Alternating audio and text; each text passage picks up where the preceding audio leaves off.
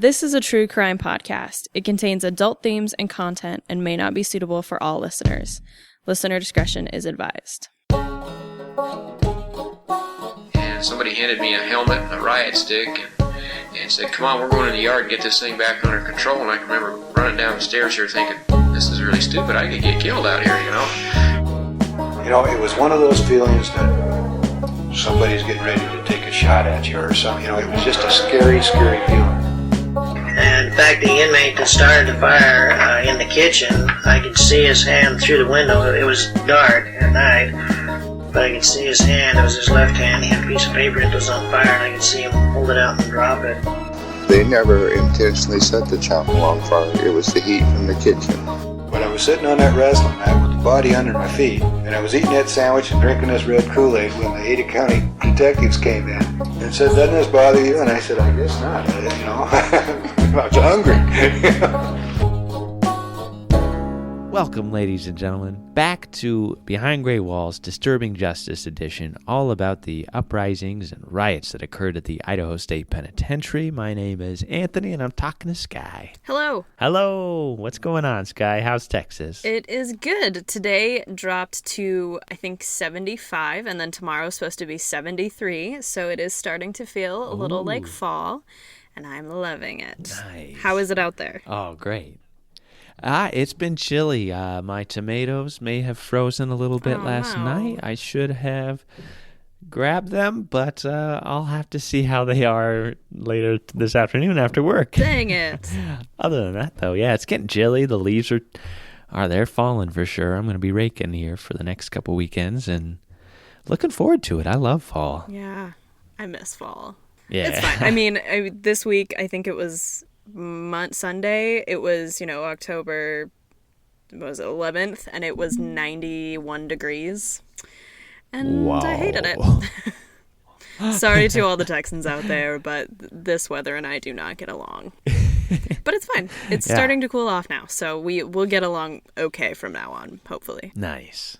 All right, well, let's get to 1971. Let's do it. All right, so our sources today, of course, inmate files, Ancestry.com records, Idaho Daily Statesman articles, the Pentagon Papers on archives.org, New York Times versus United States 1971 at billofrightsinstitute.org, the United States Postal Service in American History published by the United States Postal Service with no stated author, National Park Service website, Swan versus Charlotte Mecklenburg Board of Education analysis from supreme.justia.com, weatherunderground.com article on the history of weather on August 10th, 1971, Attica Prison Riot from 1971 by Nick Manos on blackpast.org, history.com articles for the Pentagon Papers, the 26th Amendment, Riot at Attica Prison, Britannica Encyclopedia article on the Pentagon Papers, Wikipedia articles on Richard Nixon, Vietnamization, Arches National Park, Capitol Reef National Park, Swan versus Charlotte Mecklenburg Board of Education, and the Auburn System. The year is 1971. Republican Richard Nixon, a former California senator, is president, having been elected 3 years prior in 1968. The Vietnam War was still raging, the U.S. having been involved for 7 years, since 1964. In his first year in office, Nixon declared a policy of, quote, Vietnamization, unquote, the administration's attempt to withdraw U.S. troops from Vietnam, a part of a broader détente policy or easing of tensions, especially through verbal communication and negotiation. At this point, both Lyndon B. Johnson and Nixon admitted that U.S. involvement in the war was now less about containment of communism and more about participating in a cooperative world order. It was also becoming increasingly clear that American involvement in Vietnam was not going as well as they originally hoped under Johnson's original declaration of aggression. Toward the end of November 1971, the number of U.S. troops was 196,700, the lowest number since January 1966. On November 12th, Nixon announced that another 45,000 troops would be pulled from Vietnam by February 1st, 1972. It is possible that Nixon's position on Vietnamization and pulling U.S. troops had to do with the leaking and publication of the Pentagon Papers by the New York Times. Beginning in 1967, at the request of Secretary of Defense Robert McNamara, analysts began compiling a classified study of U.S. involvement in Vietnam from the end of World War II to the current day. Completed in 1969 and bound into 47 volumes, the report, which became known as the Pentagon Papers, drew from classified materials from the archives of the Department of Defense, State Department, and the Central Intelligence Agencies. One analyst, Daniel Ellsberg, began to question the winnability of the Vietnam War and believed that the American public deserved to know the confidential information contained in the document. In 1969, he secretly began photocopying large portions of the document, nearly 7,000 pages, and approached several members of Congress. None took him up on them. Much of the analysis demonstrated the contradictions between what the United States said they did in Vietnam and what they actually did in Vietnam. For example, when the U.S. intensively bombed northern Vietnam, they claimed the bombings were severely impacting the enemy's will to fight. The report, however, stated they did not. The report indicated that the administration of John F. Kennedy had an active role in overthrowing and assassinating South Vietnamese President Ngo Dinh Diem in 1963. It also revealed that Harry S. Truman and his administration gave military aid to France in its colonial war against communist-led North Vietnamese leader Viet Minh. Perhaps most damningly, the Pentagon Papers stated that Lyndon B. Johnson intensified covert warfare against North Vietnam and was planning to wage actual warfare in 1964, a full year before they publicly announced their intention to send troops into Vietnam. In 1971, Daniel Ellsberg was Senior Research Associate at the Massachusetts Institute for Technology's Center for International Studies. Not having been taken seriously by members of Congress, he began passing the photocopies of the Pentagon Papers to Neil Sheehan, a reporter at the New York Times. Beginning on June 13, 1971, the New York Times began publishing a series of front-page articles featuring excerpts from the Pentagon Papers. After the third day of the series, the U.S. Department of Justice got a temporary restraining order against publication of further materials, arguing that the articles were detrimental to national security. In response, Ellsberg released the Pentagon Papers to the Washington Post so they could continue releasing excerpts. The government once again tried to get restraining order against the Washington Post, but a judge refused to grant it. The government appealed the decision, and within 2 weeks, New York Times Co. v. United States was in front of the Supreme Court. The New York Times combined forces with the Washington Post to fight against the U.S. government, arguing that the publication of the report was central to the First Amendment protection of the free press. The Supreme Court voted 6-3 in favor of the New York Times. Though there was some dissent over most major points, they all agreed that, quote, only a free and unrestrained press can effectively expose deception in government. In revealing the workings of government that led to the Vietnam War, the newspapers nobly did that which the founders hoped and trusted they would do, unquote. They stated that the government had failed to prove that the publication of the report had caused harm to national security.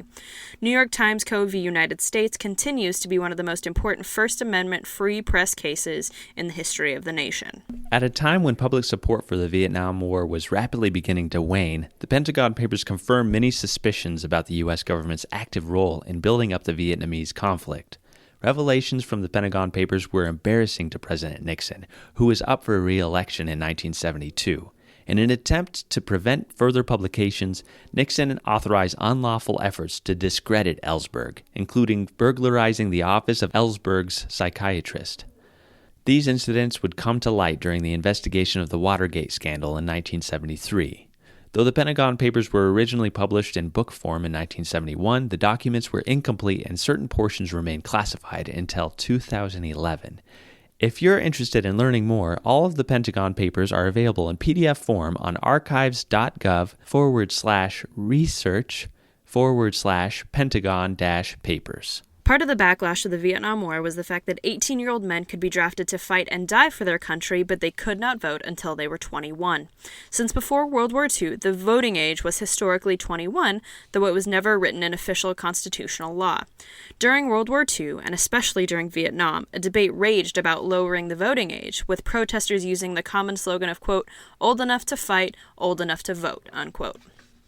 In 1969, at least 60 resolutions were presented to Congress to lower the minimum voting age, all to no avail. Though the Voting Rights Act of 1965 included an amendment to allow for a lower voting age in federal, state, and local elections, Richard Nixon believed that the provision was unconstitutional, saying, quote, "Although I strongly favor the 18-year-old vote, I believe, along with most of the nation's leading constitutional scholars, that Congress has no power to enact it by simple statute, but rather it requires a constitutional amendment," unquote. In 1970, the court case Oregon v. Mitchell examined the constitutionality of the 1965 provision, declaring that Congress could not regulate voting ages in state and local elections, but could regulate voting ages in federal elections. Though the court was deeply divided, 4 of the 9 justices believed that Congress lacked a right to regulate voting ages on any level. Under this verdict, citizens between 18 and 20 years old could vote for president and vice president, but could not vote for their local governors, congresspeople, mayors, or local representatives. Public reaction and massive dissatisfaction pressured many states to push for a constitutional amendment that would create a uniform national voting age at 18. On March 10, 1971, the U.S. Senate unanimously voted to create a new constitutional amendment. The House overwhelmingly voted for the amendment as well, sending it to the states for ratification. In just over 2 months, the shortest amount of time for any U.S. amendment, the required 38 states ratified the 26th Amendment, lowering the voting age to 18 years old. The law went into effect, signed by Nixon on July 1, 1971. At a White House ceremony of the signing, Nixon declared, quote, "The reason I believe that your generation, the new 11 million new voters, will do so much for America at home is that you will infuse into this nation some idealism, some courage, some stamina, some high moral purpose that this country always needs." End quote. In recent years, including leading up to this year's election, the debate continues over whether or not the voting age should remain at 18 or if it should again be raised to 21. Some argue that 18-year-olds are too immature to make good decisions about issues that actually matter, or that they would simply copy their parents' vote. And interestingly, this is actually an argument that a lot of anti-suffragists use. They said that women shouldn't be allowed to vote because they would just vote the same as their husbands, which I think we find is perhaps not the case, but this is an argument that people have used for many, many years. Others believe that any citizen over 18 who pays income taxes has a right to vote for their elected representatives, and the more they vote when they're younger, the more responsible they will be in voting as they get older. But as of 2020, 18 years old is the minimum voting age. So that means if you are 18 years old and currently eligible to vote, please vote. Vote in November. Vote now if you can. Please go out and vote. On July 1, 1971, the Postal Reorganization Act was put into effect, establishing the current form of the United States Postal Service. Even before the United States was a sovereign nation, as early as 1775, the Second Continental Congress in Philadelphia created the Post Office Department. In 1781, the Articles of Confederation stated that Congress, quote, "shall also have the sole and exclusive right and power of establishing or regulating post offices from one state to another throughout all the United States," end quote, as well as the power to issue postage stamps. By the 1800s, steamboats, the Pony Express, and eventually the completion of the Transcontinental Railroad made the transmission of mail across the country even more efficient, and the Post Office Department more crucial than ever. Starting in the 1860s, mail could be delivered to individuals' residences. Before then, individuals could pay a fee to have mail delivered, but most people had to pick up their mail at a post office. 1863 was the first year that people had to put addresses on their letters. This change proved so popular that by 1923, homes were required to have mail slots or receptacles, so that postmen didn't have to waste up to an hour waiting for people to return to their homes. In 1890, nearly 40 million Americans lived in rural areas where mail was difficult to send and receive. While city dwellers could receive direct mail, rural citizens could not. Postmaster General John Wanamaker oversaw the creation of rural mail routes, making the Post Office Department the only postal service to directly reach nearly all American citizens by 1902. American citizens grew more and more reliant on the Post Office Department to deliver letters and parcels, and post offices became a normal part of everyday life. During the New Deal, creating beautiful art murals to put in local post offices became part of the Works Progress Administration's goal to stimulate work and art in the public. During World War II, the Post Office Department began zoning large cities to help deal with the loss of postal workers to the military. They numbered the zones so that employees could sort the large volumes of mail without having detailed knowledge of the previous city scheme. This system continued after the war, eventually remodeled into the Zone Improvement Plan, or ZIP code. In July 1963, a 5-digit zip code was assigned to every address in the country. By the mid-1960s, postal officials knew they needed new facilities, as many were incredibly outdated and could barely handle the growing volume of mail. To address the issue, in 1967, President Lyndon B. Johnson created the President's Commission on Postal Organization to determine whether the current organization of the postal system was capable of handling demands of the growing economy and population. By June 1968, the PCPO decided that it was not, offering several recommendations including that a new postal corporation owned by the federal government be self-supporting, that hiring and promotions within the corporation be merit-based rather than political appointments, and that postage rates be set by a board of directors, subject to veto by Congress. After his election, President Nixon supported these recommendations, while some postal officials opposed it. Finally, on April 16, 1970, the department and union officials announced an agreement on a reorganization of the federal postal system. The act included provisions for the removal of politics to assure continuity of management, adequate financial authority, collective bargaining, and an 8% pay increase.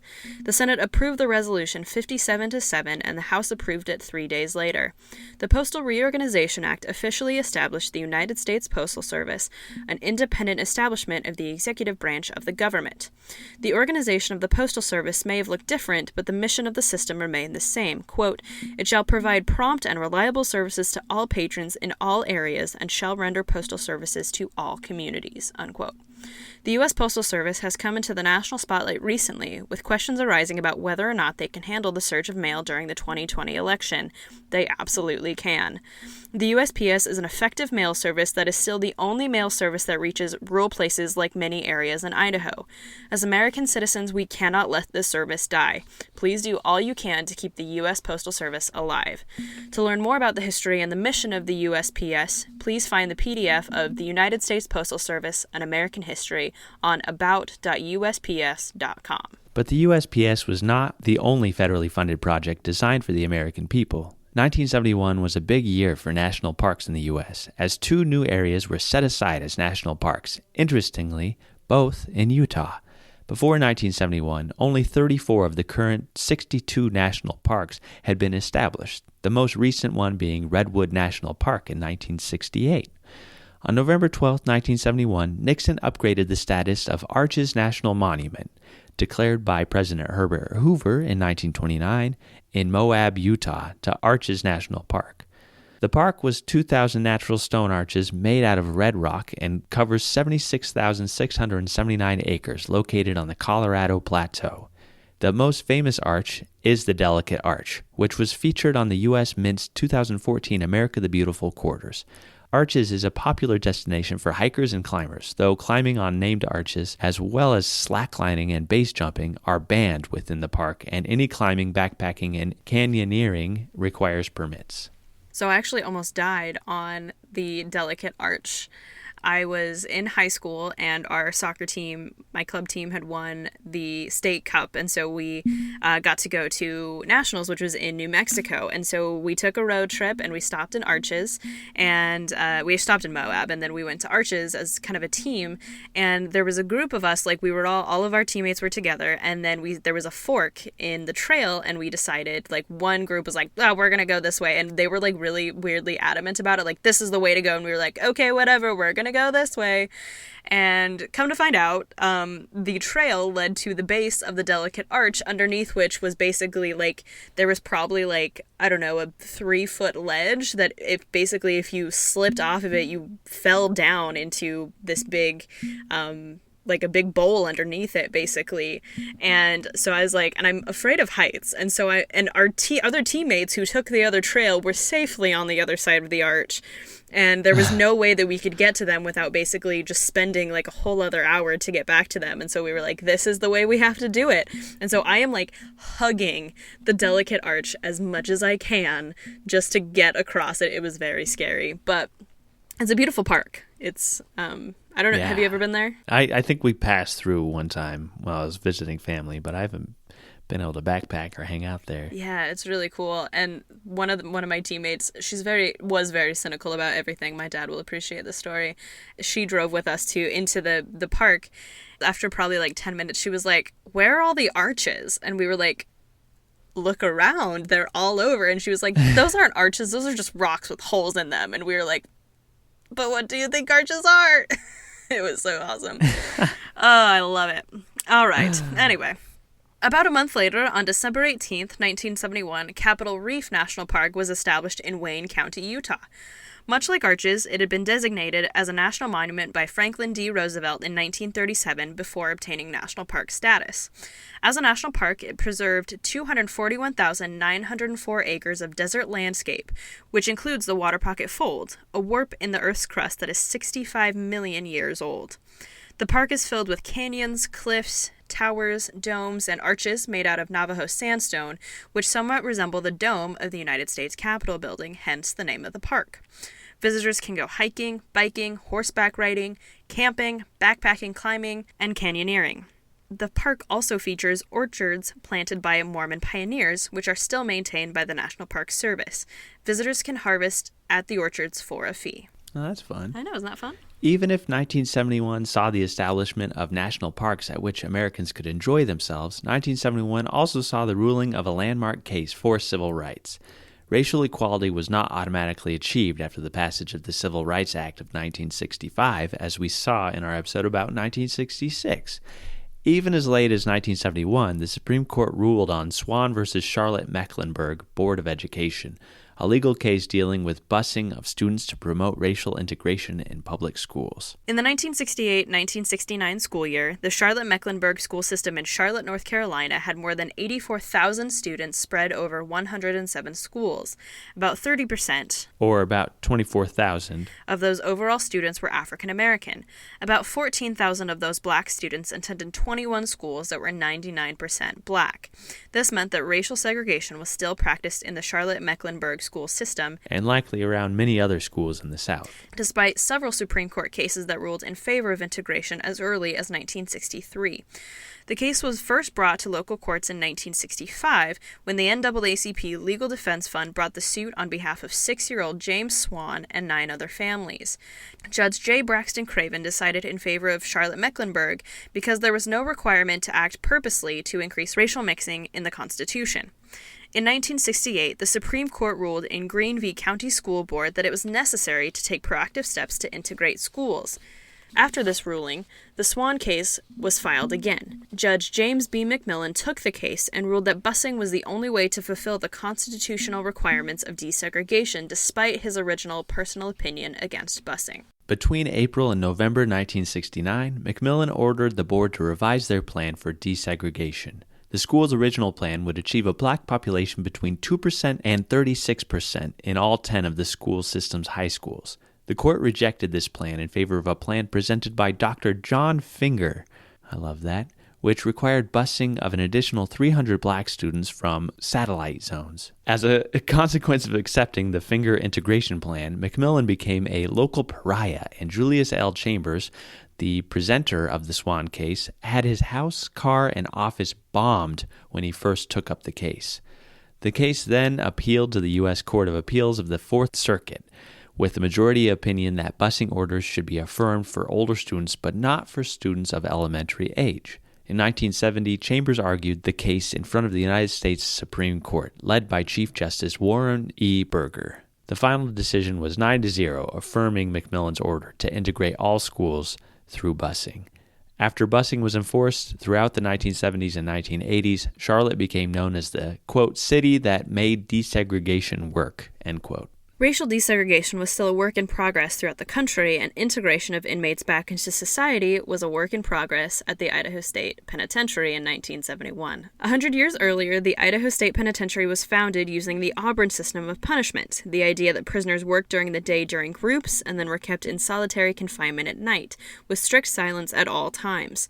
Now, however, the system had changed into a system geared toward rehabilitation. Quote, "It is inconsistent to expect the inmate to return to the community as a a better adjusted individual, more capable of adequately functioning within that framework, by isolating him and denying contact with the environment wherein he had previously failed. Based on this premise and the idea that the more closely involved the inmate is with the community, the better chance he has of returning to the community as a useful and productive citizen, end quote. The 1971 and 1972 biennium paints a picture of an administration that truly believed what they preached, as this biennium offers more activities outside of work and education than any previous years, as well as demonstrated some interesting changes. By 1969, the amount of on-site vocational training had diminished quite a bit, but inmates had other options. Work release allowed specially privileged inmates to work full-time jobs in the community during the day and return to the penitentiary in the evening. 154 inmates participated in work release. Warden Raymond May also allowed for study release, where inmates pursued an academic program. 8 of 13 study release inmates were attending undergraduate classes at Boise State College, with the rest involved in the vocational training offered by the college. Before being approved for a work release, inmates had to submit a written application to a counselor with their specific goals stated. The prison administration tried to emphasize the importance of on-the-job training that the work release program provided and attempted to avoid short-term placement of inmates who were signing up for financial assistance only. On average, each participant netted about $291.54 during their duration of work release, subtracting wages for taxes, for room, board, and transportation when necessary, and support to dependents when applicable. $291.54 equals to about $1,865 in 2020. Which is not bad. The education program expanded in the biennium thanks to a $12,000 grant received through the Law Enforcement Planning Commission. The program was led by a director of education and supplemented by 9 instructors from the Boise Independent School System, 2 college instructors from nearby colleges, and 8 inmate instructors. About 1/3 of the inmate population was involved in some kind of educational endeavor, and 5% of the population were involved in the college program. 22 students were involved in the elementary program for inmates who did not have the opportunity to finish their early years of school. With so many inmates involved in education in some way, the administration made some even greater modifications, including adding a female instructor, having correctional officers in civilian clothes, allowing inmates to take college courses for credit, administering the GED test on a regular basis, and even establishing a debate team who could compete with other local debate teams. The debate team was not the only Idaho State Penitentiary team that competed with community teams. As with their other programs, the prison administration geared its recreational program towards a community-based function. The inmates could participate in institutional baseball, softball, and bowling teams who regularly participated in city recreational leagues. 5 inmates successfully passed umpire tests, and 2 of those 5 were actively umpiring city league softball games. The prison weightlifting program was expanded to include a regular competition from the outside, and the boxing program received a great deal of interest and participation both from the inmates and the community at large. The prison sponsored several boxing matches, including fighters from around the state. 2 inmates currently held the middleweight and light heavyweight Golden Gloves championships in Idaho. For those who did not participate in traveling teams, the combination tennis, volleyball, basketball court in front of 4 and 5 House continued to receive maximum use by intramural teams and individual inmates. Also, though, can you imagine playing volleyball on that court? I mean, Ooh, the worst. ouch. The worst. No diving. Yeah, no. I mean, I guess unless they have some really good knee pads. If inmates were not particularly athletic, they could make some things at the prison hobby shop, which had just been recently expanded to include plastic items and psychedelic art. I don't know what that means, but I like it. It is the 70s after all. Yeah, totally. Inmates could still sell hobby shop items, as well as exhibit them at the Western Idaho Fair in Boise. If the hobby shop was not the inmates' forte, they still had another option, social civic participation, by getting involved with numerous different clubs and organizations that met on the prison campus.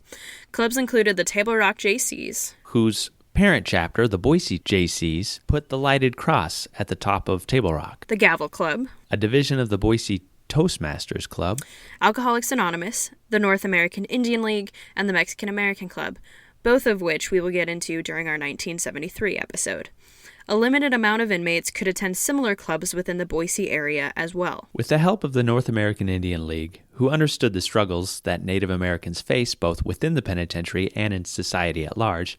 The Idaho State Board of Corrections was awarded a grant to establish a counseling unit for Native American inmates at the penitentiary. Psychological testing was provided for all willing Indian inmates, and the counselor they hired devoted nearly 100% of his time to the Native American inmates and the project. He escorted inmates home in times of family crisis, helped provide more meaningful parole plans, and in 1972, a grand adjustment was made to facilitate printing and distribution of monthly newsletters to Indian families and tribal councils. When the counselor wasn't at the penitentiary, he attended training through the Western Region Indian Alcoholism Training Center at the University of Utah.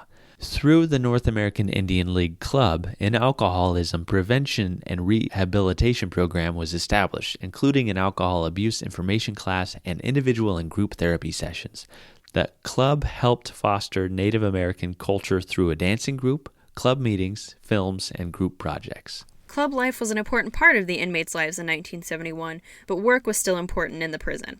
Besides the work-study release programs, inmates could take part in vocational training in 7 areas: repair and maintenance of farm equipment, a chef's school, household appliance repair, refrigeration and air conditioning, forester aid attendant and nursery attendant, mechanical cluster, and cooking and baking. While in vocational training, inmates could earn $15 per week. Out at the Eagle Island Prison Ranch, the slaughterhouse provided another avenue of vocational training. Inmates could also work at the prison's 3 manufacturing departments: the sign department, the license department, and the furniture department. Depending on the year, up to 40 inmates worked in these departments. With the work of inmates, the prison made $126,396 during the biennium. Throughout the biennium, however, Warden May constantly reminded the state that if it seemed like the prison was losing money, it was due to the fact that the new prison site was still under construction. Though it was expected to be done by 1974, several delays had been financially detrimental to the state.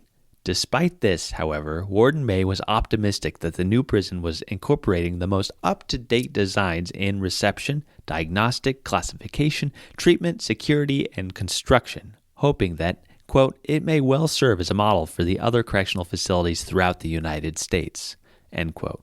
The new site would quarter maximum, close, and medium custody inmates, as well as facilities for mentally ill inmates in need of specialized security.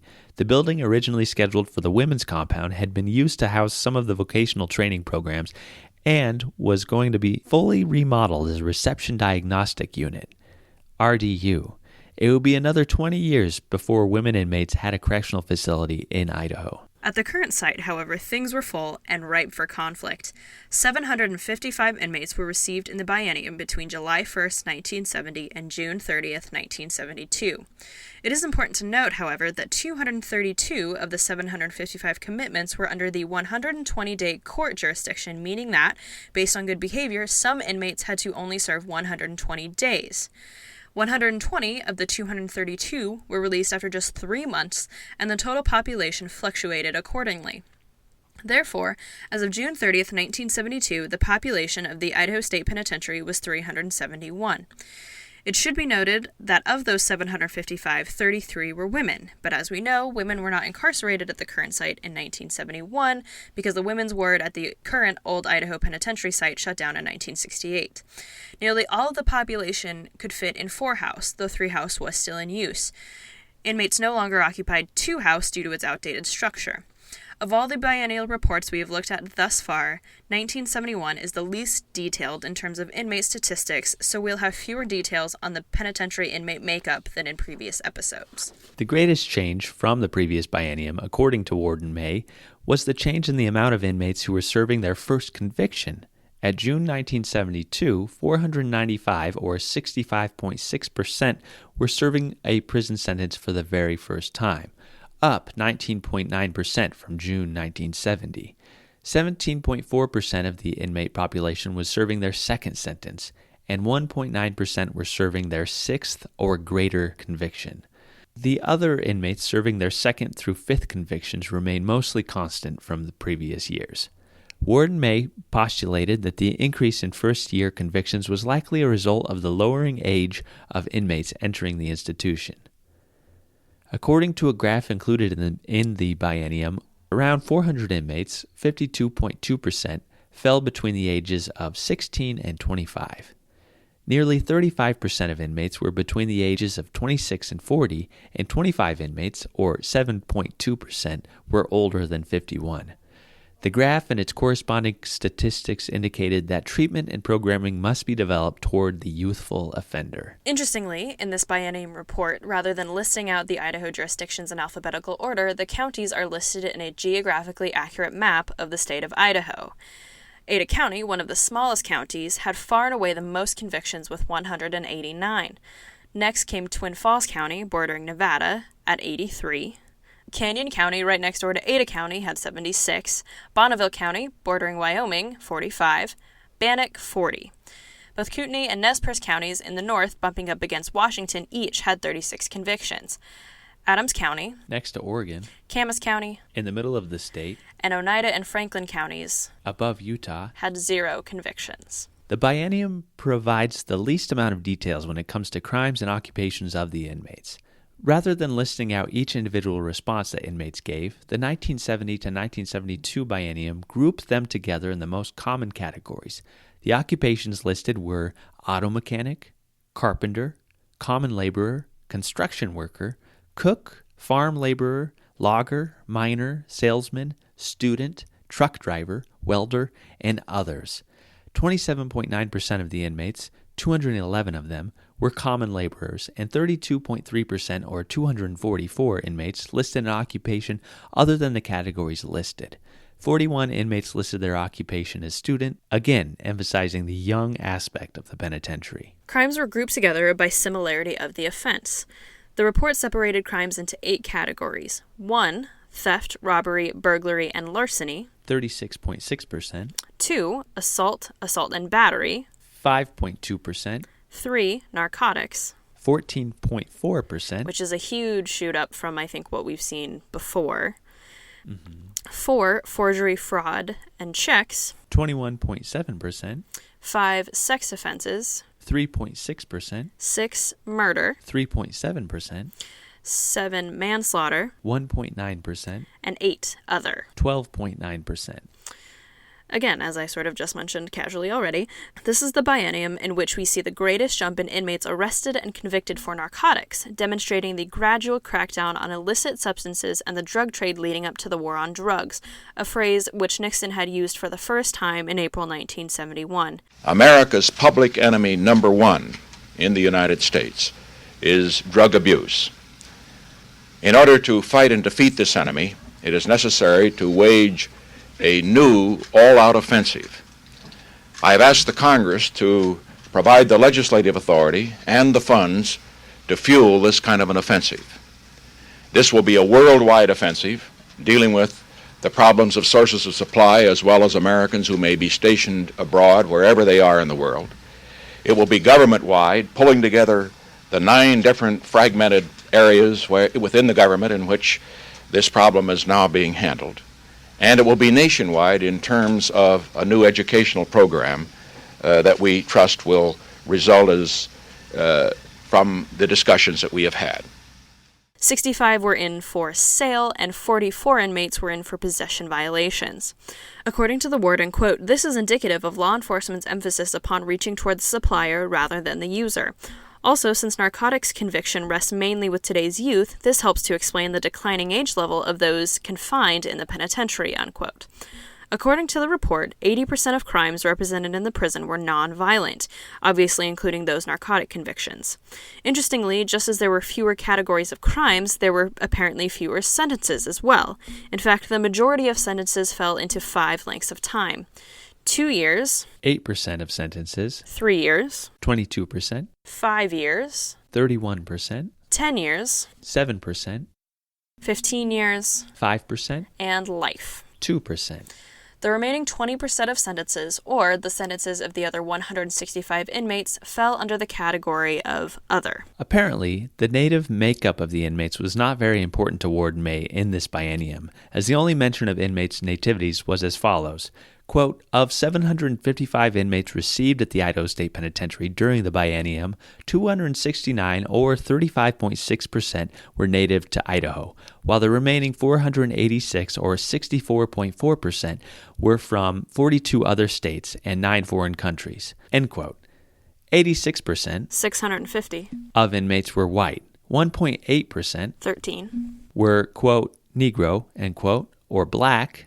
5.2% 38, were, quote, Indian, end quote, or Native American, and 6.7% 50, were, quote, Mexican, end quote. The only religions specifically listed in the report were Christian, Baptist, Catholic, Latter-day Saints, Methodist, and Protestant made up 77.1% of the inmates. 8.2% claimed no religion, while the remaining 14.7% were others. In 1971, many of the buildings within the prison walls were nearing 100 years old, and it was starting to show. All of the buildings that we currently have on site were all still intact, including the prison hospital, used as a social services and counseling building, which is currently only a foundation next to the barbershop, currently the home of the Disturbing Justice exhibit. As previously mentioned, 2 House, over 60 years old, was no longer used for inmates as its structure was far too outdated, including a lack of indoor plumbing. By then, the entrance was being used as the lieutenant's office, who, in 1971, was Lieutenant Wright. This will become important 2 years later in 1973, so stay tuned for that.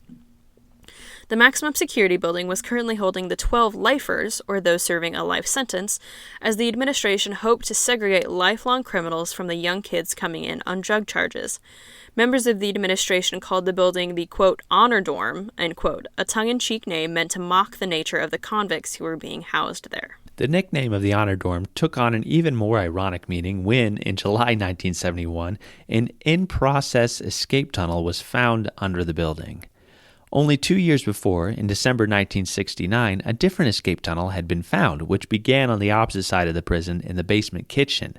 The end of the incomplete tunnel was just 6 feet from the wall when discovered by prison officials after rumors of the escape began spreading through the population. Stool pigeons. Though the 2 tunnels were likely unrelated to each other, the prison administration probably saw the similarities and were beginning to grow nervous. However, according to the statesman, soon after the riot, officials, quote, kept it cool, end quote, after finding the tunnel under the honor dorm. The discovery of the tunnel in July was undoubtedly frustrating, but likely not as frustrating as when officials found a second tunnel underneath the honor dorm on Monday, August 9th, 1971, only about 5 weeks after the first one was found. They wanted to turn 5 House, which they did. They turned it into what they called an honor dorm. They took the officer out.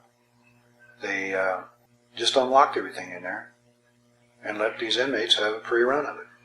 The inmates that they put in there were usually yard boss, old hard-time cons, and they really pulled a good one over on this Christmas. And Ray May, who was the warden at the time, bought off on it. Thinking that they were coming up with this thing that these guys had been pinned up and they had been their lives had been so regulated that if they gave them a little freedom that they were going to be good boys. Well, the orders we had is we didn't go into 5 House, we didn't go in and shake it down, we didn't do anything. We just left them alone. And so, okay, go ahead. One August day, a guy named Dale Fahey and I were walking the yard, and we walked into 5 House, even though it was against orders. And I'll never forget the feeling I had. It was just a real eerie, somebody looking in your window type feeling. And when we walked in there, there was a lot of noise out on the yard, just people living. Mm-hmm. All of a sudden, it got dead quiet.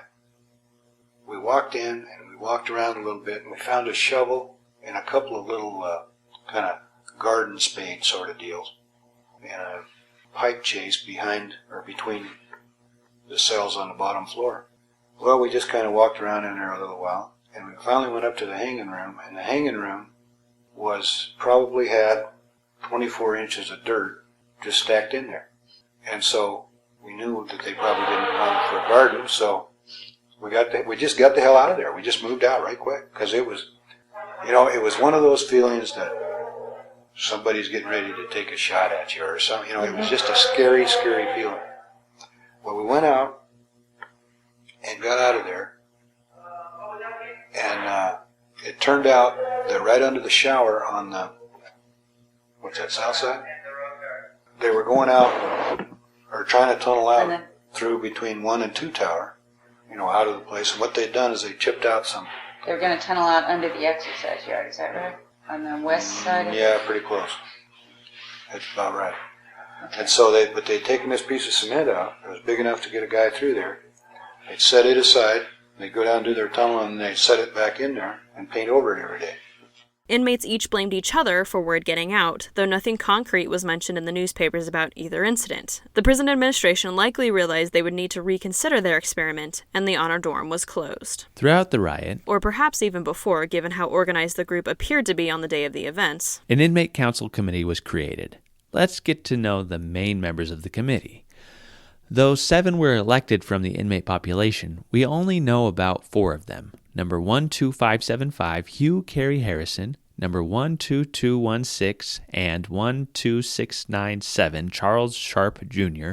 Number 12930, Paul Hatton. And number 12402, David Smith. Harry Q. Harrison, elected as committee president, was born in Long Beach, California on January 17, 1944. He joined the U.S. Marine Corps in 1952 before being discharged in 1955. By 1962, he'd made his way up to Colville, Washington, where he married Alice Kitt across the border in Coeur d'Alene, though Alice filed for divorce in 1967. In the years leading up to his arrest, the statesman stated that Hugh, who sometimes went by Carey, was a Boise disc jockey. In 1971, Hugh was sentenced to 14 years at the Idaho State Penitentiary for a forgery charge. The Idaho Daily Statesman stated that his sentence would run concurrently with an existing term on which he had been charged, though no other article or available records to me stated what that existing term was. Charles Sharp Jr. was elected as committee secretary. Born on February 20th, 1947, Charles Bruce Sharp was a week away from his 20th birthday when he was arrested on February 13th, 1967, for a car theft in Boise. Claiming to have been born in Yuma, Arizona, Charles had been in Blackfoot, Idaho for only 5 months before committing his crime. Originally placed on probation, he violated his probation in Blackfoot. When Joe Spivey, the district parole officer, attempted to arrest him, Charles asked that he be able to, quote, go out in the parking lot and tell a friend not to wait for me, end quote. Charles never came back, fleeing to Boise instead. He was arrested in Boise on March 29th and held in the Bingham County Jail. 2.5 years later, he was sentenced to 2 10-year terms at the Idaho State Penitentiary on 2 counts of robbery after robbing 2 Boise service stations on September 12th and September 16th, 1969. The 2 sentences were to be served consecutively. He had been arrested by Ada County Sheriff Paul W. Bright in Brigham City, Utah on July 3, 1969, before releasing him in Pocatello. On March 18, 1970, Charles Sharp filed suit against Sheriff Bright for false arrest, saying that his arrest was a case of mistaken identity and he had been wrongfully arrested. He asked for $85,000 in damages. His case was not resolved until after the riot, and Paul Bright was absolved of blame for the alleged false arrest. Paul Hatton was elected committee vice chairman. Finding his personal details was difficult, but he was born probably around 1953, as he was 27 years old in 1970. On the evening of June 12, 1970, Paul stepped into a 7-Eleven store on 1305 Broadway Avenue in Boise, where 21-year-old Mark Charles Hatton, no relation, was the night clerk. When Mark interrupted Paul's robbery attempt, Paul shot him, fatally wounding him. Paul was arrested the next day on an unrelated charge of receiving stolen property. Boise Police Captain Eugene Lee described the arrest as a, quote, joint operation, unquote, to arrest him on a stolen property charge and question him about the robbery. Even though Paul had been informed of his Miranda rights, he was never informed that he was a suspect in the robbery before he was asked about his whereabouts on the night of the murder. Paul's attorney, Alan Durr, argued that this was a breach of the Miranda rules, saying that he did not properly waive his rights. The Miranda rule required police to advise suspects of their rights before being questioned about them. Presiding Judge W.E. Smith stated, quote, "There is no question in the mind of the court that this man knew of his rights. The question is, did he waive them?" Unquote. Because he was not advised that he was a suspect in the crime, he did not, quote, understand the consequences of the waiver, unquote, of his rights. As a result, the testimony of 3 police officers was withheld from trial. Prosecuting attorney Jim Risch stated he hoped to produce witnesses who would say Paul's wife, Carol, had testified that Paul had not been home on the night of the murder. Durr objected to the introduction of evidence, alleging that Carol had hidden a .22 caliber pistol on the evening of June 13th, that the testimony would be immaterial and irrelevant. Quote, "We take the position that what Carol Hatton did on June 13th had nothing to do with Paul Hatton unless you can directly tie him to the pistol," unquote. He added that the weapon was twice removed from the crime. It could be tied neither to Paul nor to the crime. Despite this argument, Paul Hatton was found guilty of murder in the first degree on December 5th, 1970. He was sentenced to life at the Idaho State Penitentiary. These three men would play an important role of the events of August 10th, 1971. Just a day after the escape tunnel was found and the honor dorm was shut down, rumors began swirling that a potential riot that would break out at about 3:45 that afternoon. When 3:45 came and went without incident, it seemed that perhaps it was a false alarm. At 7:30 p.m., however, officials received word that inmate number 12845 Charles Rice from Evans City, Pennsylvania, was stabbed by fellow inmate Ronald Lee Macik. And according to Ron Macik in this oral history, he attacked Rice when Rice attempted to attack him in the shower. Listener discretion advised. Ron Macik does discuss sexual assault. At what point on that day did you realize, yeah, there's a riot going on? There was no riot until I stabbed that pedophile. That's when the riot kicked off. So right after that. So who did you stab? Charles Rice. Charles Rice. You stabbed Charles Rice. Can I ask why did you stab Charles Rice? Because he touched me in the shower. Okay. He wanted to have sex with me in the shower for whatever. And you felt offended. No, you wanted to defend yourself. I already told him. Yeah. I told myself. From where I came from, back east, the environments I lived in, I've been around that kind of stuff, and I've seen the effects if you don't resist. And I had decided I was going to kill him, and I did. I stabbed him, and I stabbed him one time. And then what happened after you stabbed him? Then he struggled out of the day room. He's bleeding pretty bad because I hit him in the heart. I didn't know I did, but I did. And hit him in the heart and lung. You stabbed him in the day room. Was that in the shower? In the day room. In the day room. Where was the day room? Right beside the shower. Okay. Were there others in there that witnessed it happen? Mm-hmm. Yeah. I didn't care. He touched me in the shower and he did what he wasn't supposed to do. So Charles, he didn't die from his wound, but you stabbed him. He's staggering around in the loafing room. And he fell out and went down the yard. I went from the stabbing to look out the window to see where he went. And he was laying on the ground going around the circle. One side of his body was losing its blood flow. Soon after the stabbing, fires broke out in the social services building and the bakery. Once the fires had broken out, officials ordered the inmates back to their cells, temperatures in which were nearly as hot as the fires themselves. This would prove to be a catalyst in what followed. This season of Behind Grey Walls, Disturbing Justice, as well as the Disturbing Justice exhibit, were made possible by the Boise City Department of Arts and History and the National Endowment for the Humanities. We would like to thank them for their generous support. And the fact that it was probably 20 degrees up in those cell houses with no air conditioning and no fans, it just set off the riot. The inmates were dissatisfied. I think the administration really didn't see it coming, and it just ignited. And it got interesting that night. Officials were nearly certain that the fire in the bakery was set by the inmates. One official believed that the fire broke out in the social services building due to, quote, faulty wiring, though it is possible that inmates could have set fire to it themselves. However, it also seems plausible that if faulty wiring set the hospital ablaze, the inmates could have justified setting fire to the bakery. The reasons and the motivations behind the fires cannot be positively known. What we do know, however, is that things were only just getting started and the inmates refused to go back to their cells.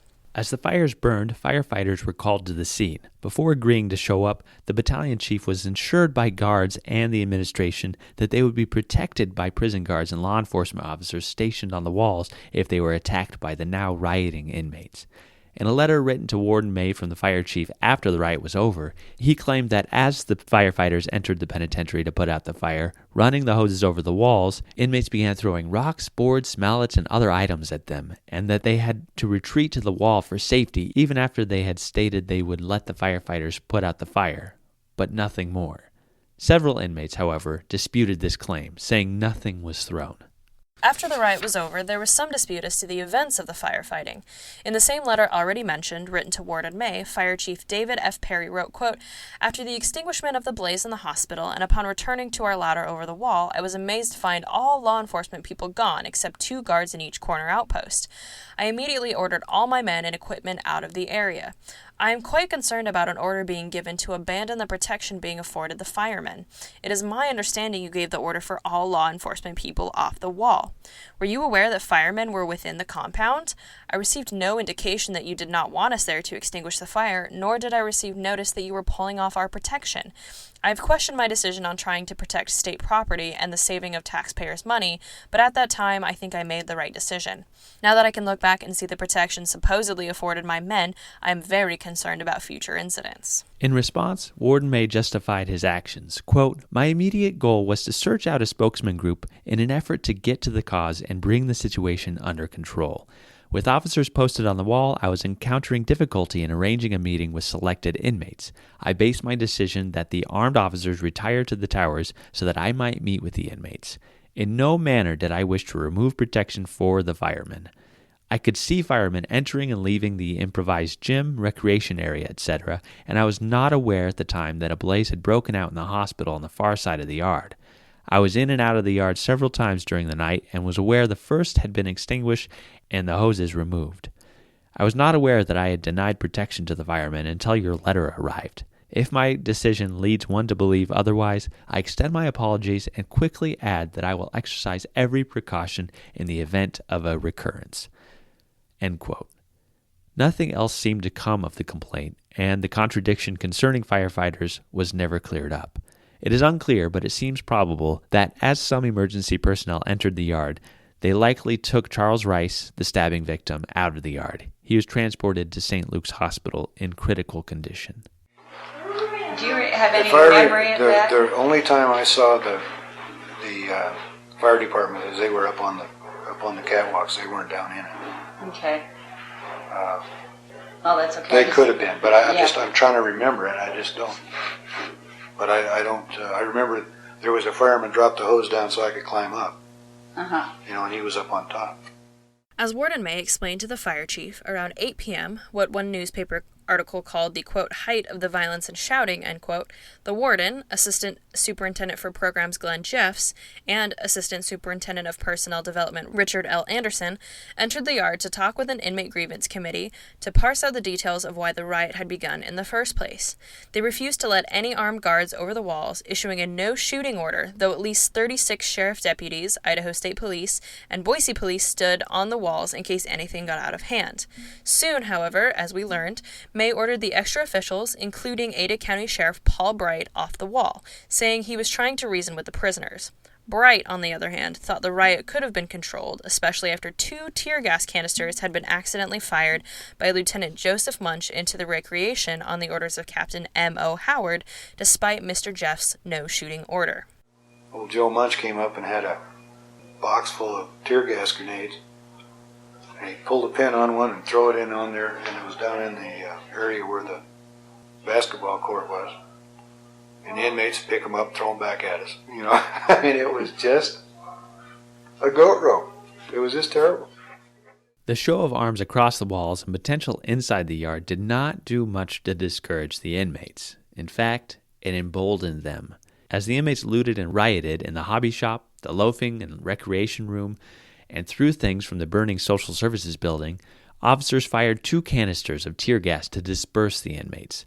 Around this time, inmate number 12907, David Bortz, a Burley native working as an inmate medical attendant, tried to keep fellow inmates from looting the medication. In return, he was stabbed by number 12859, Alfred Mellinger. There was a guy named Bortz that was down in the infirmary. They got stabbed right up in the upper chest with one of those big old bread knives. and it caught him in the upper chest and cut his kidney in the back. It went in that deep. Ooh, that's a long old knife. Yeah. It seems that Bortz must have been a popular inmate, as inmates rushed him to the door leading into the administration building, blood dripping from the wounds in his chest. They banged on the door desperately, begging the officials inside to let Bortz in and take him to the hospital. At this point, it was 10 p.m., and officials hesitated to open the door, perhaps thinking it was a trap, though they soon relented, and Bortz was transported to the hospital in critical condition. William Evans, superintendent for operations, yelled at the guards for letting Bortz in, quote, "Don't ever do that again. Open the door." End quote. Around the same time of Bortz's stabbing, security officer Mike McGreer was working as a duty officer in the prison hospital when several inmates approached him demanding the, quote, "hot box of pills," unquote, threatening him with a knife as they backed him up against a wall. McGreer handed over the box full of medication and drugs, as well as syringes. One inmate talked the others into letting him go. McGreer would later say that he believed Bortz had been stabbed because he had, quote, "snitched on the escape tunnel in the honor dorm." In the 2 hours between when administration entered the yard and Bortz was let in, May, Jeffs, and Anderson engaged in a lengthy discussion with 7 inmates who made up the Inmate Advisory Council. While the administration and the inmates were meeting, other inmates wandering the yard began to talk to the Idaho Daily Statesman journalists who had gathered on the wall to get details of the uprising. Inmate Don Ferguson, a convicted murderer, told reporters, quote, "They went up to the water storage tanks and the door had been pulled loose and there was rat manure all over," end quote. Inmate Bill Burt, who worked in the hospital, claimed, quote, "They have hepatitis victims right next to each other," end quote, stating that an inmate who had just had surgery to remove his colon was placed in a bed next to a man with a highly infectious case of hepatitis. Oof. Ew. Other inmates, including Ron Fessler, Ron Macik, who had stabbed Charles Rice, and Owen Thornell, amongst a group of other inmates, contended that 5 men a day get sick from diarrhea due to lack of proper cleaning procedures in the prison mess, further complaining that the hospital only handed out aspirin no matter what the trouble was. They said men with syphilis and gonorrhea worked in the kitchen where no physical inspections were required. The validity of these claims, of course, is difficult to ascertain. By about 10:30 p.m., half an hour after guards let Bortz into the administration building, the disturbance had finally quieted down, and 6 complaints had been made which May found valid, and about which he was willing to work with the inmates. They were as follows. Quoted from Idaho Daily Statesman article by David R. Frazier and Ken Matthews. Improper ventilation. Warden May stated that the temperatures rose between 110 and 118 degrees Fahrenheit in the top levels of the oldest cell blocks, while the temperature high outside the walls on that day was 98, meaning it was a full 20 degrees hotter inside the cell houses. One inmate told reporters, quote, "You know how hot it was outside? It's twice as hot in there. You used to be able to take the windows out of 3 House. You can't do that now." Clothing. The inmates were not permitted a change of clothing like they wished, likely due to the amount of sweat caused by the extreme heat. Currently, the inmates were changing clothes only 3 times per week. May stated that this was the case because their outdated equipment taxed the laundry program, and, due to money being allocated to the new prison site, they did not have enough money to buy them new clothes. Said one inmate about the clothes, quote, "They got lint on them, and they stink." The water system. As already mentioned, the inmates complained that this system had been infested by rats. May himself mentioned, quote, "residue," end quote, in the system, which inmates claimed was the rat, saying that prison officials refused to clean out even though they knew it was a rat. May agreed that the current water system was an ancient one. Quote, "A tank on the hill should be cleared out at least 3 times a year, but has not been," end quote. So food is another one. May said the inmates complained about one of the chefs they believed was not qualified. Of the kitchen and mess hall, one inmate said, quote, "It looks fine, it looks pretty in there, but you ought to go in the back," unquote. He stated that unsanitary and outdated equipment was used even after improvements had been promised. As previously mentioned, some inmates believed that some inmates infected with diseases were cooking in the kitchen without proper precautions being taken. Visitors. Inmates stated that they were currently allowed a visitor once every 2 weeks, and that they were not permitted sufficient visits from those on the approved visitor list. May said the visiting facilities are small. The area that now houses the restrooms at the current site. However, he thought a once-a-week visit might relieve a, quote, build-up, end quote, among the men. And finally, amnesty. Amnesty should be given to everyone in the prison. May said there were so many involved and participation was so widespread that pinpointing the ringleaders would be nearly impossible. These grievances had been aired, and May, Jeffs, and Anderson felt pleased with the progress made. They left the yard at 10:15 p.m. with an agreement from the inmates that they would return to their cells for a count. If they did this, they were told they could go outside again and sit on the grass in the cool night air. The count showed 215 of the 247 inmates in their cells, while the others were assumed either at the new prison site at Gowan Field or accounted for, including the prison softball team called the Boise Braves, who had just lost a game to the American Oil team in the first round of the District 4 softball at Ann Morrison Park. By the time the melee was over, another inmate, Frank Grooms, had been sent to the emergency room at St. Alphonsus for an unknown reason. The inmates were allowed to remain outside in the yard for the evening. No other skirmishes broke out. The riot was over. The next day, Warden May and Corrections Board Chairman William D. met with members of the Inmate Advisory Council and 2 Idaho Daily Statesman journalists, including Ken Robeson, who the IAC had asked for, to discuss the complaints raised from the day before. 20 other men were present, but IAC members, especially Charles Sharp, Hugh Carey Harrison, and Paul Hatton, did the talking. The first question asked was, how did the trouble start? Quote, prison riots don't start over 1 man, 2 men, or 10 men getting a raw deal, said Charles Sharp. To have a riot, you have to have the total population mad enough so they feel the only thing that is going to impress the people of Idaho is violence. When you realize that 214 guys all get together and say this is wrong, there must be some basis for it. End quote. Quote, it was hot last night, Harrison said. Everybody was out in the yard just sitting around. I was in a group. I glanced at the social services building and it was burning. I don't know how it started, but it was burning. An order was issued to return to your cells. That's when the trouble started, end quote. Sharp added, quote, I saw the social services building on fire. Several groups were watching it. I then heard the order to return to your cells. It has been hot, and a lot of little things were building up. The guy said, why the hell should we go in the hot cells? Unquote. Quote, what really kicked it off, declared Paul Hatton, was when they lined the walls and someone started throwing tear gas, end quote. David Smith, another member of the IAC, said that no one was bothering the firemen or the men on the walls until the shooting began. Sharp claimed he had been hit in the face with a tear gas projectile and had been nearly knocked unconscious. Another inmate, Mike Sanchez, stated a bullet from a rifle shot struck the ground only 8 feet away from him, shot by someone on the wall. Paul Hatton accused Paul Bright, the Ada County Sheriff, of firing it. Quote, I hollered to Jeffs, said Hutton. That's when we asked that Mr. Bright be taken off the wall, end quote. Paul Bright stated that he had not fired the shots and was highly critical of May's handling of the riot.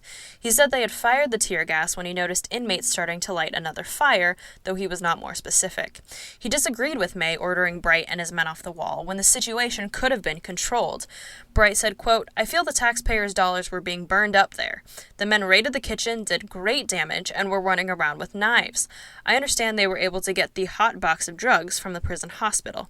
It is our responsibility to see that if there is a break and they move out of the prison en masse for us to stop them and keep them from the people in the community, unquote. Bright truly believed he was in the right, but other prison officials believed Bright's criticism was uncalled for. Said Chairman D, quote, there was no threat of a breakout at any time, and we had ample protection against any breakout. Bright's approach is a panic approach. It disturbs me that there is an interference. We were not considering security. Under the operation of the prison with the new concept of diagnostic rehabilitation, security is our first consideration, and at no time did the prison administration forget this, end quote.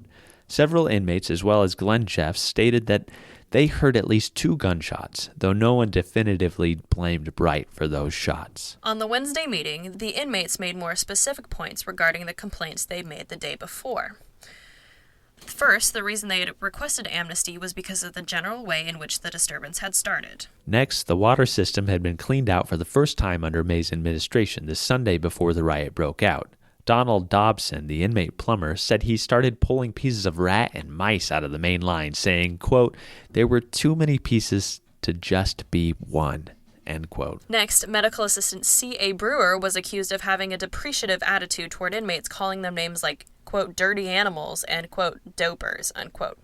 He denied medication to men who needed it. Some inmates even refused to go to the prison hospital because of Brewer's attitude. May said Brewer would be transferred. And incentive pay for inmates and good time credits were handed out indiscriminately, bypassing those who deserved it and going to those who did not. May and Jeffs agreed to meet with an IAC member to resolve this issue. Some inmates had trouble getting to see their counselors or help getting on specific rehabilitation programs, and the men were sometimes misled about their chances for programs. Hatton stated that the counselors would, quote, work their ass off to help someone sent to the penitentiary for a 120-day commitment, but not for the people who were going to be there for a while, unquote. May defended the lack, saying they had only 3 counselors for 300 men. Caseloads were simply too high, and there were not enough counselors. Available funds prevented this problem from being remedied. The $25 monthly spending limit at the commissary was too low. The inmates asked for $50, and May agreed to $40. He said it had been set at $25 to encourage men to save money for their release. Inmates noted that other penitentiaries, including Oregon and Washington, allowed men to wear individual clothes. May agreed to permit relatives to mail shirts to inmates. Inmates were dissatisfied with the quality of food preparation on days when a, quote, certain officer, end quote, was on duty. May said his services had been terminated. Which is weird. I wonder, what was that certain officer doing? Ugh. May agreed that most of the requests of the inmates were, quote, reasonable and humane, end quote. He agreed that part of the reason the riots began was the above 100-degree heat in the cell blocks, plus the, quote, ancient and inadequate, unquote, facilities. He also said that amnesty would not be granted to the prisoners who stabbed Charles Rice and David Bortz, and those who stole the, quote, hot box of pills, unquote, and set the fires. No one else would be punished. As the IAC met with May, other inmates worked to install conduits and wiring to provide outlets for 12 fans to cool down the upper tiers of the cell houses at a cost of $1,200. That night, the inmates again slept out on the grass to avoid the extreme temperatures in the cells. May anticipated that the prison would be back to normal operations by 5:30 a.m. Thursday morning, a deadline that inmates set for themselves. Also on August 12th, Governor Cecil D. Andrus ordered an investigation of the penitentiary, including the causes leading to the riot. With property damage hovering at $25,000, Andrus held a press conference where he stated he backed the actions of the prison officials, but that a deep probe of conditions was warranted. He thought that some prison personnel, quote, did not follow specific instructions, end quote, but such criticism was, quote, hindsight, end quote. While May and Dee believed the requests of the inmates were reasonable, Andrus said, quote, some of the things to make people more comfortable are desirable, end quote, but should only be accommodated within reasonable funds. Together with Ada County Prosecutor Jim Risch, Andrus stated that there would be no charges involved in the rioting, but felonious acts, including the stabbings, arson, and theft of drugs, would be prosecuted. Governor Andrus appointed a 7-man committee, which included Risch, a Board of Corrections member, 2 state senators, and even a news director at KBOI television, to examine the events leading up to and during the riot. Quote, the committee will begin their deliberations without any preconceived notions, and with the intent to candidly determine for the public whether the penitentiary administration, employees, operation facilities, and or any combination of the latter could have been responsible for this week's disturbance. End quote. The committee was absolutely shocked when, at 11 p.m. on Saturday, August 15th, a full 4 days after the riot had ended, they found the body of inmate number 12127, William Henry Bill Butler, in the gymnasium area of the prison. Apparently, they missed his body while dealing with the property damage, and his body was in a spot that was difficult to get to. Authorities had assumed that Butler had escaped during the melee and considered his loss collateral damage to the larger riot. One has to wonder what horrible smell must have emanated from the recreation area as authorities searched the room. Bill Butler was born in Bayonne, New Jersey, on July 16, 1943. When he was arrested, he had a wife, Patricia, but there is some question as to when they got married. On Ancestry.com, records show a William Henry Butler Jr. married to a Patricia Butler, but her obituary states that the couple moved to Los Angeles and had 6 children. This seems highly unlikely to be our William Butler. His early life, then, is unknown. According to one Idaho Daily Statesman article, he served in the Navy, but Skye could not find records to corroborate that. What we do know is that he left his home in New Jersey on January 7, 1966, and stopped in Philadelphia. When he asked why he left, he gave no definitive answer, saying, quote, "I was having some trouble at home and wanted to get away for a while," end quote. From there, he bought a bus ticket to Portland, Oregon. On the trip, the bus passed through Chicago and Iowa City, Iowa. Supposedly, it was in Iowa City that he met a young woman named Barbara Jean Dixon, a 20-year-old student from Evanston, Illinois, who was about to start school at Boise Junior College. Quote, "I got to like her very much," he said, "and stopped in Boise to see her. I saw her in Boise on Monday and Tuesday and Wednesday, January 12th. I left Boise and went to Nevada to go back home in New Jersey, but I found I wanted to see her more, so when I got back Friday, January 14th, I called her for a date.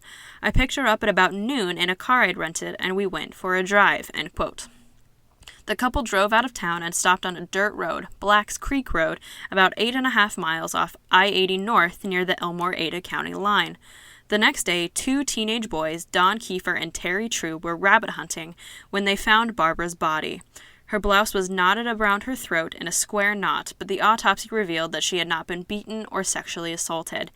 Ada County Sheriff Paul Bright said she had apparently been killed in a, quote, "lover's quarrel," end quote, as a letter had been found in her room which said in part, quote, "Thank you for breaking my heart, signed Billy," end quote. Tire tracks near the scene indicated that Barbara had been killed elsewhere and dropped off on Black's Creek Road. The car had attempted to turn around, but had gotten stuck in the soft sand. Based on the evidence, including finding the car Bill had rented, police already had a warrant for Bill's arrest, though they were unsure of where to find him. On Monday, January 17th, Bill called the Boise police from Chicago saying, quote, "The police are looking for me. My name is Butler," end quote. In his first confession, Bill tried to say that they had indeed gone out, but he dropped her off at her new rooming house at 3 p.m. He saw a movie, and then he took a bus to Chicago. Eventually, however, he signed a 12-page confession. Later in court, he admitted, quote, "After we parked, I don't know what happened. I killed her. I used her blouse to strangle her, and then I knew she was dead.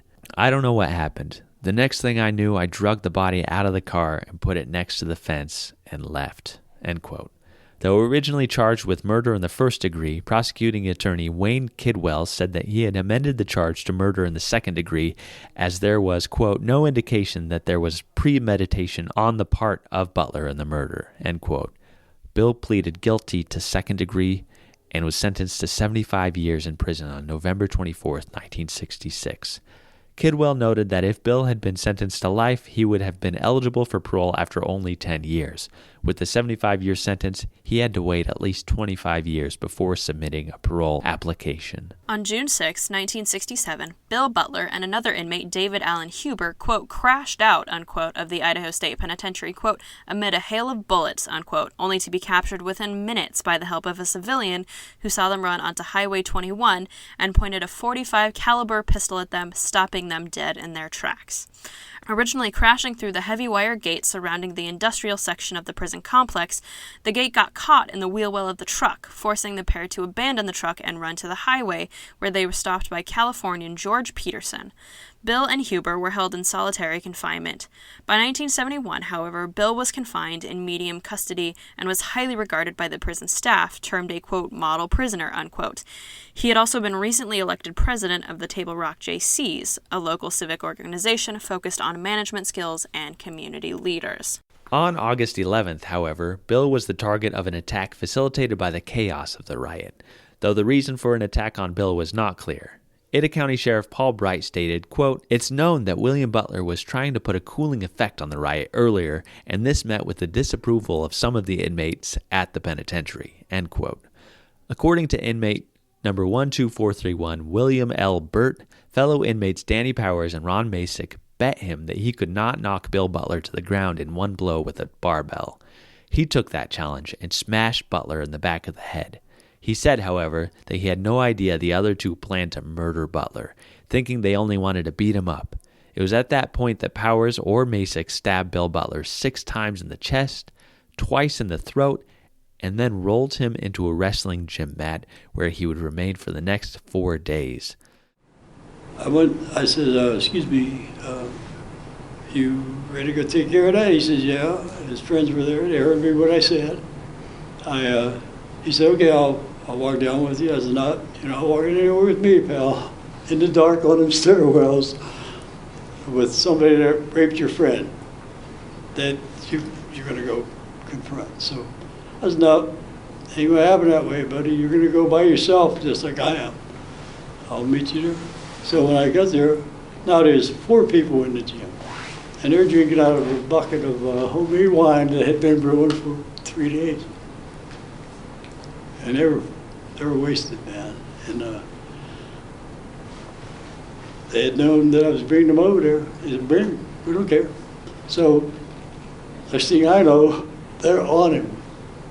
When he said something, that sparked it right there. So when I went through, I said, hey man, I got this guy coming over here, we're gonna deal with it. He said, we don't, it's cool, go ahead. But as I'm leaning on the ring, waiting for him to tell me what he's gonna do, or if he's gonna attack me or what, because I had a shank on me, and so did he. And didn't happen. He just said something. Oh, Harley gave him a cup of wine. He handed it to me. I said it to him, and he said it's pretty good. And behind him, somebody said, "It's good as them people you were raping, you motherfucker." Then I heard a crash, like I don't know what it was. It sounded like a firecracker went off to me, but it was a bird hitting Butler, from the side, because I didn't see it. I'm with my arms on the ring waiting on to either swing on me or confront me or something, but that's what happened. And then when he spun around, I spun around thinking he's coming after me, and next thing I know, Danny Pyers is right on him, man. Hit him twice here, this side, because I'm over here. He hit him twice here with a fucking shank that long, real wide. One went all the way in, then he hit him again, and it didn't go all the way in. But I was seeing this, and I didn't care that the guy was getting stabbed, man, but I felt like I was somewhat responsible for what happened to him, because I brought him here. And that wasn't why I brought him here. I brought him here so we could deal with it. Like, I was approaching him with dignity, man. I'm not like that. I won't do that to a person. And that's the image that Rich is trying to create. Burt took a polygraph test about his statements, which he passed. When Burt turned state evidence against Powers, Powers told the inmates that Burt snitched on him, wanting to kill Burt, quote, to protect his own status in the prison subculture, end quote. Bill Butler's autopsy found the cause of death to be a knife wound in the heart.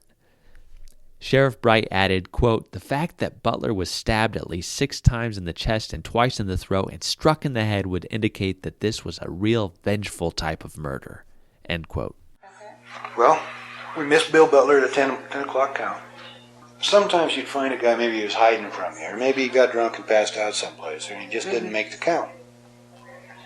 So, this guy named Loudermouth and I were just out kind of looking under stuff. You know, we'd look under little manhole covers, and we'd look, all the places they'd usually hide. And we walked in the gym down there. And here was this big wrestling mat. It was rolled up probably that big. Like 3 feet in 48, probably 48 inches. Yeah. Well, and as the mat was about that thick, 2 inches? Yeah. And it was flopped over to one side. And right at the end of it, I see some tennis shoes like this, just the soles of the tennis shoes. Oh. So I walked up and I kicked him on the bottom of the foot. And I says, hey, you're caught. Now come on out of there. And I figured he was just hid in there. Well, I reached up and I flipped that mat up and ran into a hell of a mess. This guy had been cut, stabbed, beat, everything you could think of. And we didn't even have radios. We had to go someplace to tell somebody about it. Oh. So I sat there. My thought was protect the crime scene, Mm-hmm. And so I put the mat back down where I found it, and I just sat there and I waited for a lieutenant to show up, and I don't know who the lieutenant was that night. And then and they told me to sit there until the Ada County guys got there to investigate the murder. And somebody brought me a sandwich down there and some red Kool-Aid. I don't know what made me think of this, but I was sitting on that wrestling mat with the body under my feet, and I was eating that sandwich and drinking this red Kool-Aid when the Ada County detectives came in and said, "Doesn't this bother you?" And I said, "I guess not. I was hungry." But that's the way we found it. But I know it was Alfie Mellinger, Bill Burt, Mike Woolridge. There was 4 or 5 involved, and that's what they thought. They thought he was a snitch. And in reality, he was. All right. Whew. After this discovery, prison officials declared that inmates were to remain in their cells while officials began to do a sweep and begin interrogations as the governor's committee continued their investigation. By the end of the day, 16 inmates had been placed in solitary confinement as prime suspects in Bill Butler's murder. As the investigation of the murder continued, the governor's committee listened to testimony from security officers and guards who had been present at the riot. Officer Ted Alexander claimed that when he and fellow officers came on duty at 3:45 on August 11th, they were given the names of ringleaders and told to watch them, but further told to maintain a, quote, hands-off policy and just watch them, unquote. He said it was the first time in his 5.5 years at the prison that, quote, we had absolutely known there was going to be a riot and did not round up the troublemakers, end quote. Alexander claimed that because of the lack of show of force, inmates no longer respected security officers and a guard's role had essentially become servant to the inmates. Quote, we don't want more money, we don't want more fringe benefits, we just want to be able to do our jobs, end quote, Alexander said. Sergeant Lee Berry said the prisoners referred to the penitentiary as a, quote, Boy Scout camp, end quote. Despite such criticisms, however, Alexander and the other guards agreed on several points about the riot, including, quote, the riot itself was handled, for the most part, in the best manner possible, and additional force would not have helped, end quote. They also agreed that the new penitentiary would solve a lot of problems. After all the confusion about if there were any shots fired into the prison and or who did the shooting, Alexander admitted to the 7-person committee that he was the one who had fired a shot over the heads of 3 inmates who were approaching Associate Superintendent Glenn Jeffs with a mallet. They also stated that all 16 of the inmates who were locked up as prime suspects in the murder had all been part of the honor dorm contingent. Many of the guards believed that, now that the riot had ended and the administration was so willingly working with the inmates, quote, there will be no stopping them now since they know they can get away with it, end quote. The investigation continued for the next 8 days until August 24th, 1971, when 4 inmates were charged with various felonies in connection with the riot. Alfred Mellinger, number 12859, who had been sentenced to 10 years for an infamous crime against nature, faced charges of assault with a knife with intent to murder for confronting Mike McGreer with a knife, assault with a deadly weapon for stabbing David Bortz, and destruction of prison property. Ron Macik was charged with stabbing Charles Rice. Both Bortz and Rice were in the hospital recovering from their wounds. Number 10841, Johnny Salazar, and number 12848, Benjamin Richard Graham, were charged with second-degree arson for setting fire to the loafing room. By the time the charges were announced in the newspaper, Graham had already waived a preliminary hearing and was bound to the 4th District Court for trial. The investigation into Bill Butler's murder continued. By this time, the maximum security facilities at the new prison were completed and much more up to date than Five House. After the riot, 6 inmates, including Ron Macik, had been transferred to the new prison site. Maximum security inmates would be held at the new prison site until the entire population moved in 1973.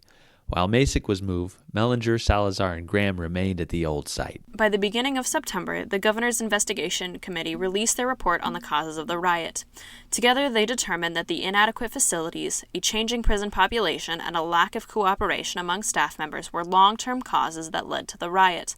One of the largest predisposing causes was the fact that, quote, decisions made by security personnel were overruled and associate superintendents waived rules, unquote.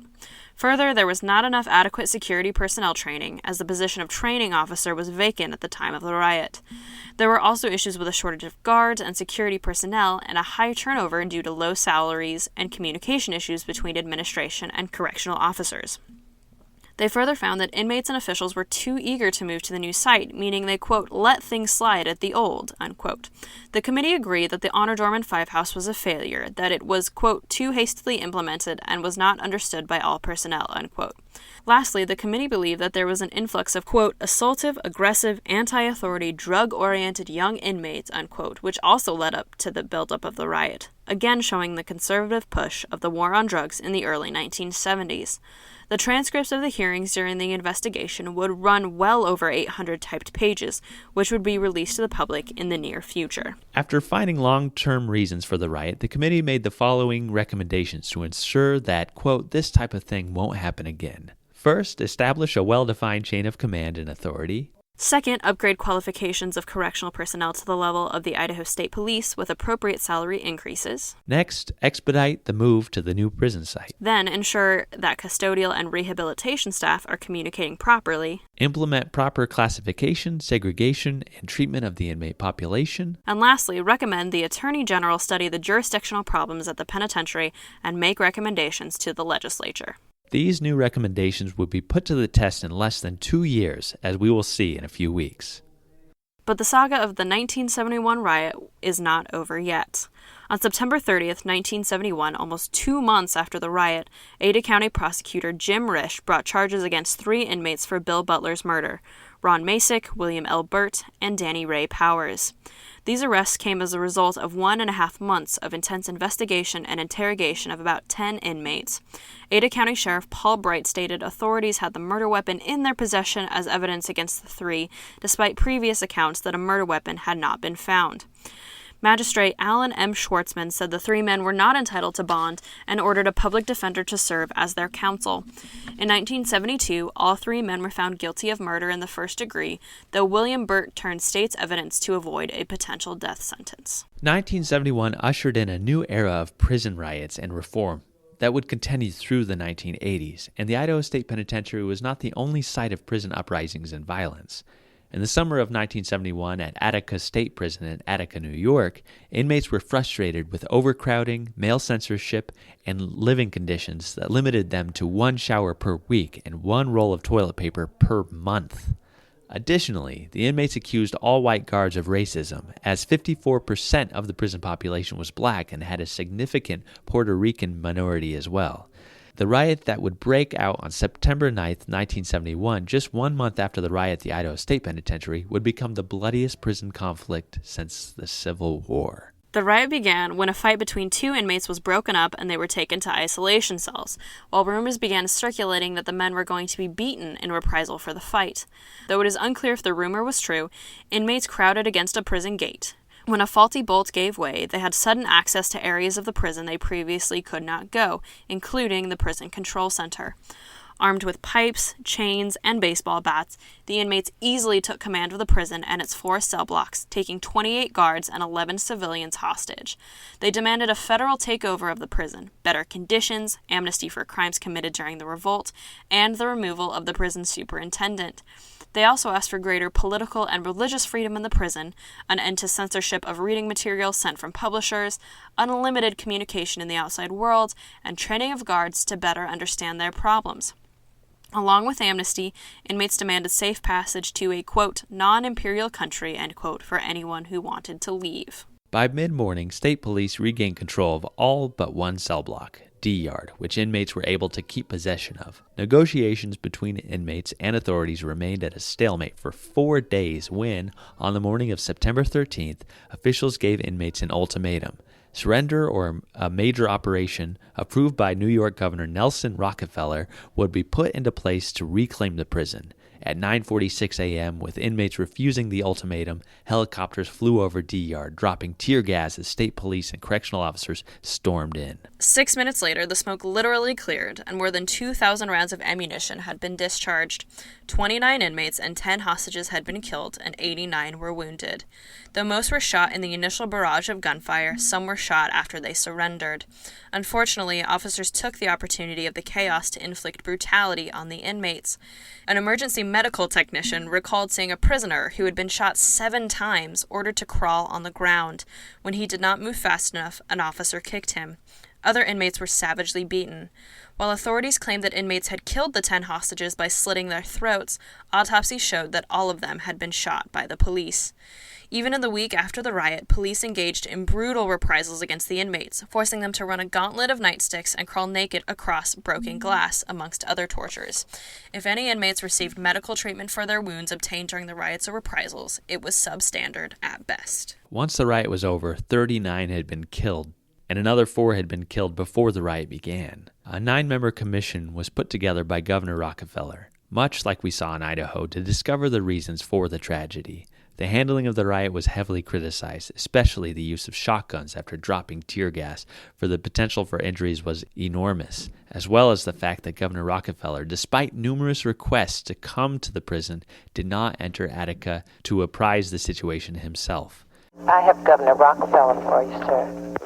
There you are. Mr. President, I know you've had a hard day, but I want you to know that I just back you to the hilt. And I was sitting here talking to Bob Haldeman. I didn't get your call because I've had a cabinet meeting, and then I had a meeting with business leaders right afterwards, and I've been just got out. But the courage you showed and the judgment in not granting amnesty, it was right, and I don't care what the hell the papers or anybody else says. I don't care what they say. I think that you had to do it that way, because if you would have granted amnesty in this case, it would have meant that you would have had prisons in an uproar all over this country. That's right. And you did the right thing. It's a tragedy that these poor fellows are shot, but I just want you to know that's my view, and I've told the troops around here there to back that right to the hilt. Well, aren't you great, Mr. President? The 50th anniversary of this tragedy will come next year in September 2021. The event, in conjunction with the Idaho prison riots, serves as reminders of the dangers of failing prison systems. So, what do we learn from the 1971 riot at the Idaho State Penitentiary? First, to get a riot, it takes the dissatisfaction of the entire prison population. It is not just 1 or 2 inmates mad about their treatment. Authorities and inmates need to be in constant communication about conditions to avoid a massive event that results in several injuries, death, and property damage. It is a reminder that inmates are not animals. They are human beings. Second, if you are ever in an authority position where a riot occurs, make sure to check and double-check every spot in the institution to ensure that no person goes unaccounted for. Lastly, having a separate area for dangerous inmates and for life sentences is not the kind of experiment that is likely to succeed. After finding one tunnel, it's probably time to shut things down, even if an ironic name like Honor Dorm makes it kind of funny. By the time you find a second tunnel, you may have no one to blame but yourselves. And that's it. Whoa, 1971. Whew. Yeah, so, when you come to the old pen and you check out the Disturbing Justice exhibition, right next door, there's the old hospital grounds. That was the social services building that was destroyed during this riot, that burned down, probably due to electronical issues. And now that is where you get to leave your own mark. We have chalk out there, and you can answer questions, you can draw portraits, or, add your 2 cents, what your thoughts are about prison riots and just justice in general. And please come and contribute your thoughts right there and reflect on this 1971 riot. That is very cool way to get people involved. So everyone go check that out. And this was quite the episode. This riot was probably the worst one. Well, actually 73 is pretty bad too, but I don't know. This one's pretty bad. This one is gnarly. This has the most vicious and the most violent attacks that occurred. Yeah. So 73, that'll be our last episode of this whole series. Last riot as the prison was closing down. Good work, Skye. Thank you. Thank you, everybody, for listening, tuning in. We will see you in a couple weeks. Make sure you do your own time. And make sure you do your own number. Woo! If you enjoyed Behind Gray Walls, please rate, review, and subscribe so others can find our podcast. If you're interested in more Old Idaho Penitentiary information and to see mugshots of the inmates featured in this episode, follow the Old Idaho Penitentiary on Instagram and Facebook. If you want to learn more about the Idaho State Historical Society and its other sites, follow ID State Historical Society on Instagram or visit history.idaho.gov. If you have a question or comment for the hosts, please email us at behindgraywalls@gmail.com. History has shown a pendulum swings real liberal and then back. Right. And it was real liberal at that point. And they were just playing some pretty bizarre games in there, and they just weren't taking care of business. And some of these people had to be controlled more than they were, and they just didn't do it.